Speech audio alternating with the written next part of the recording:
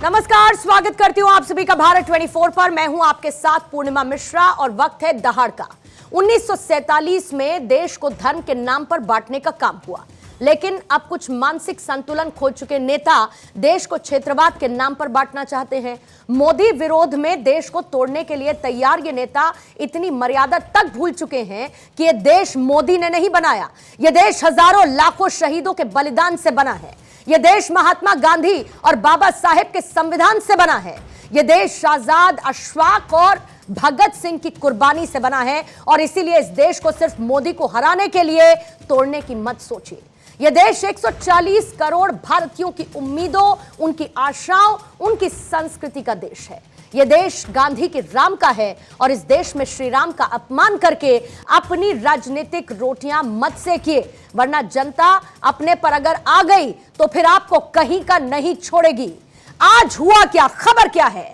आज पूर्व केंद्रीय मंत्री ए राजा ने एक विवादित बयान देते हुए कहा कि भारत कभी एक राष्ट्र था ही नहीं। एक राष्ट्र का अर्थ है एक भाषा, एक परंपरा और एक संस्कृति, तभी यह एक राष्ट्र होता है।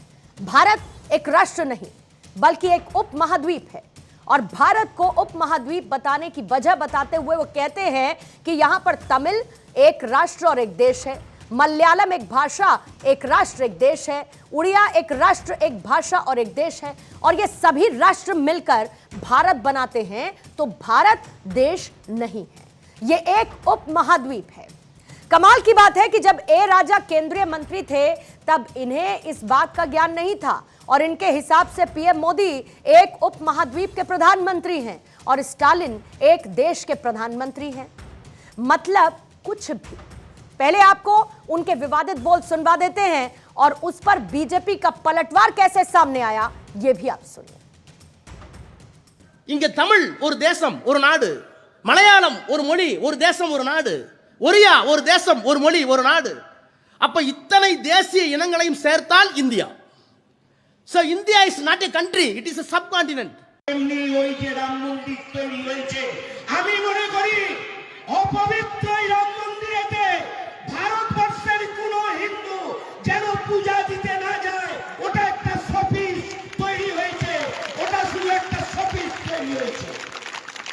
इंडी गठबंधन चाहे ए राजा हो, चाहे लालू प्रसाद हो, चाहे राहुल हो, ये सनातन संस्कृति को खत्म करना चाहते हैं। इसीलिए राजा हनुमान को बंदर कहता, हनुमान की ताकत ऐसी होगी उनके गदा से नाश हो जाएगी। डीएमके का मतलब डिविजिव माइंडसेट ऑफ खानदान बन चुका है।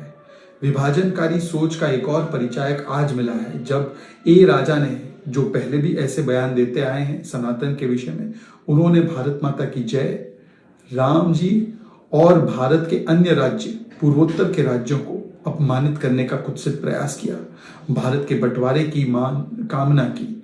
इससे पहले उदयनिधि स्टालिन ने सनातन की समाप्ति की बात की, उस पर तो सुप्रीम कोर्ट ने तल्ख टिप्पणियां भी की। पर राहुल गांधी जी, आपने ना उस समय कुछ बोला, ना आज आप कुछ बोल रहे हैं। इसका मतलब ये जो डिवाइडिंग माइंडसेट ऑफ खानदान है, इसके साथ आप खड़े हैं। आइडिया ऑफ इंडिया, इसी को डीएमके बार बार खारिज करती है, और इसके साथ ही ये कोई पहली या शायद आखिरी बार नहीं है जब डीएमके के नेता ने कुछ इसी तरीके का बयान दिया हो। और जाहिर है कि इन बयानों को एक देश को क्या तोड़ने के तौर पर, क्षेत्रवाद में बांटने के नाम पर, तुष्टीकरण की राजनीति के तौर पर देखा जाना चाहिए। और आज इसी को लेकर मेरे कुछ सवाल हैं, और उन्हीं सवालों के इर्द गिर्द आज चर्चा करेंगे। पहला सवाल यह है कि मोदी विरोध में देश तोड़ने वाली बात आखिर क्यों की जाती है? क्या भारत को देश ना मानना संविधान का अपमान नहीं है? भारत अगर देश नहीं है तो गठबंधन का नाम इंडिया क्यों रख दिया? जातिवाद का मुद्दा नहीं चल रहा है तो फिर क्षेत्रवाद की आग को भड़काया जा रहा है, और मोदी का अपमान करते करते राम का भी अपमान आखिर क्यों किया जा रहा है?